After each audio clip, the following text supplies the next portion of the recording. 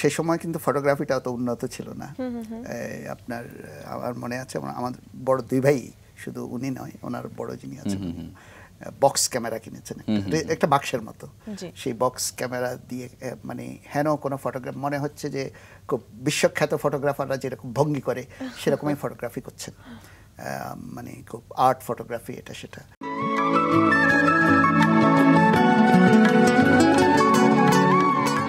আপনার মেজো ভাই প্রসঙ্গে আসতে চাই। আমাদের সবার শ্রদ্ধেয় বাংলাদেশের প্রথম নোবেল বিজয়ী ডক্টর মোহাম্মদ ইউনূস, তার সাথে আপনার সখ্যতা কেমন ছিল?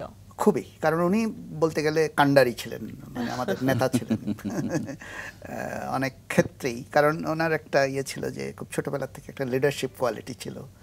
আমার বাবা মাও তো আমাদের ব্যাপারে খুব বেশি নাক গলাতেন না, গলাতেন কিন্তু সেটা ডিটেলসে যেতেন না। ডিটেলসটা কিন্তু ভাইয়ের, বিশেষ করে মেজো ভাইয়ের ছিল আর কি। এবং উনি নিজে যেহেতু নানান রকম দুর্দান্ত কাজকর্ম করছেন, আমাদের সামনে একটা ভালো আদর্শ, মানে লোভনীয় আদর্শ ছিল।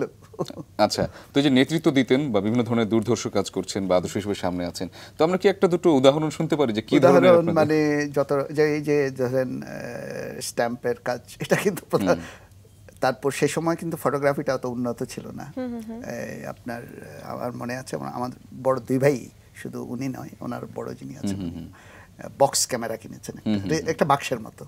সেই বক্স ক্যামেরা দিয়ে মানে হেন কোনো ফটোগ্রাফ মনে হচ্ছে যে খুব বিশ্বখ্যাত ফটোগ্রাফাররা যেরকম ভঙ্গি করে সেরকমই ফটোগ্রাফি করছেন, মানে খুব আর্ট ফটোগ্রাফি এটা সেটা। এবং ওখানে মায়াপুরী স্টুডিও বলে একটা স্টুডিও ছিল আমাদের বাসাতে কিছু দূরে। ওটা আসলে মায়াপুরী আমার কাছে মনে হতো। ওনাদের সঙ্গে গেলে ওনারাই ডেভেলপ করতেন সেই ডার্ক রুমে গিয়ে ইত্যাদি।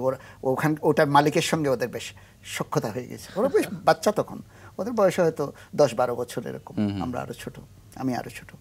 তো বেশ সখ্যতা, বেশ সেই ফটোগ্রাফ একটা ক্রিটিক্যাল আলোচনা করতো, এটা ভালো, এটা খারাপ, এটা শেড এরকম।